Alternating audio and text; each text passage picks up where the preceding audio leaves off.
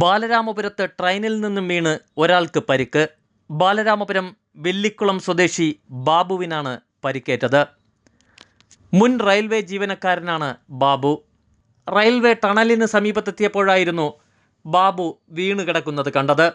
തുടർന്ന് നാട്ടുകാർ ബാബുവിനെ ആശുപത്രിയിലെത്തിച്ചു.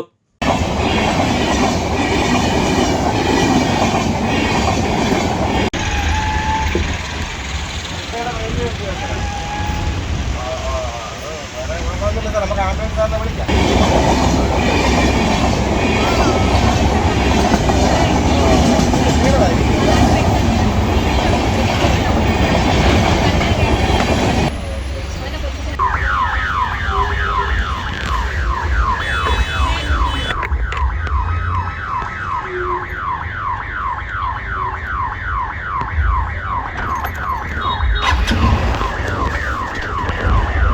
വീഴ്ചയിൽ ബാബുവിൻ്റെ തലയ്ക്ക് പരിക്കേറ്റിരുന്നു.